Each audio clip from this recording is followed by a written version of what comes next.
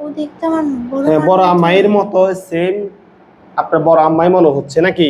বড় হ্যাঁ, মাই ওটা। বড় মাই। এখন আপনার ওই বড় মায়ের চেহারাটার রূপ পরিবর্তন হয়ে যাবে, উনি অন্য একটা রূপ ধারণ করবে। দেখেন আল্লাহর হুকুমে তোমার চেহারা পরিবর্তন করে দেওয়া হচ্ছে, তুমি তোমার মূল রূপ ধারণ করো। বিসমিল্লাহির রহমানির রহিম।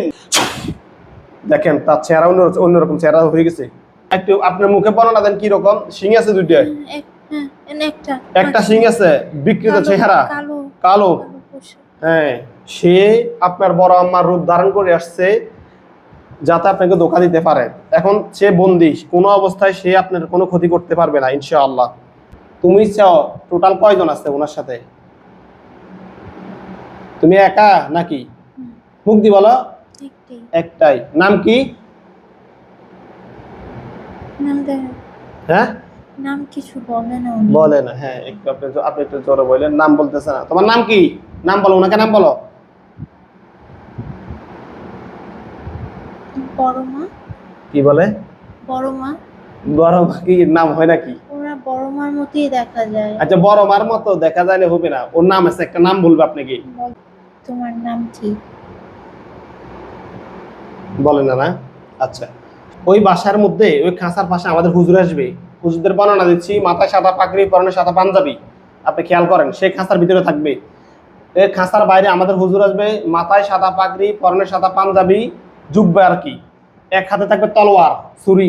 চেহারা অনেক সুদর্শন যুবক, মুয়াক্কেল। হুজুর আসবে। হুজুর আপনারা যেখানে আছেন এই মুহূর্তে আল্লাহর হুকুমে ওই নেককারের চোখের সামনে এসে হাজির হন। হুজুর আপনারা যেখানে আছেন এই রোগীর চোখের সামনে দৃষ্টিগোচর হন। বিসমিল্লাহির রহমানির রহিম।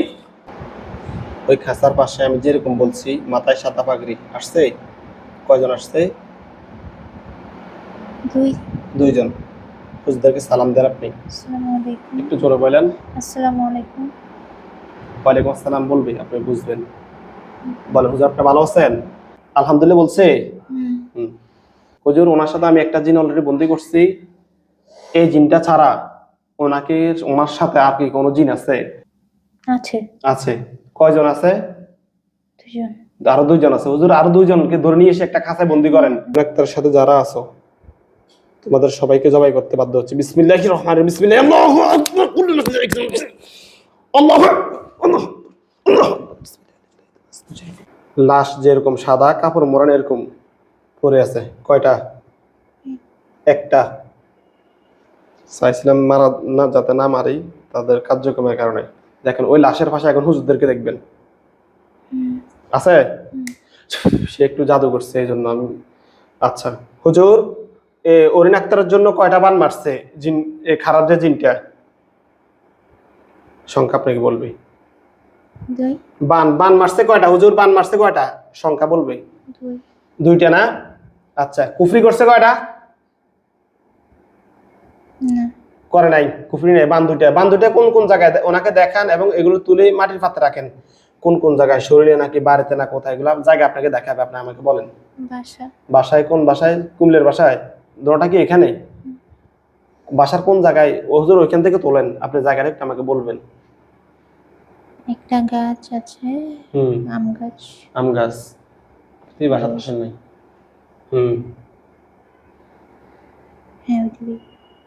একটা আম গাছ থেকে আর একটা ওইখানে। ওইখানে কি দোনোটা?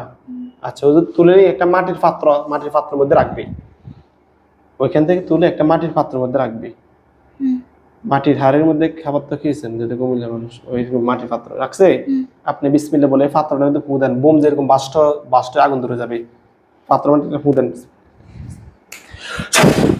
আগুন ধরছে? আলহামদুলিল্লাহ বলেন। আচ্ছা, অরিন আক্তারের মাথা থেকে পা পর্যন্ত যত ক্ষতি আছে ক্ষতিগুলো বের করেন। কোন কোন জায়গা থেকে বের করতেছে? মাথায়, পেট, ফিট, বুক, এগুলো আমাকে বলবেন। হ্যাঁ, কোন পা? বাম পা।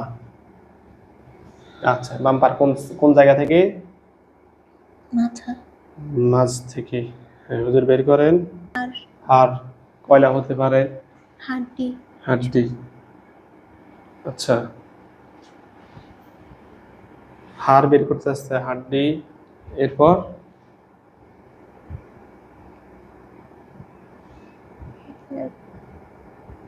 আর কিছু না? এরপরে পেট, ফিট, এদিক থেকে দেখেন হুজুর।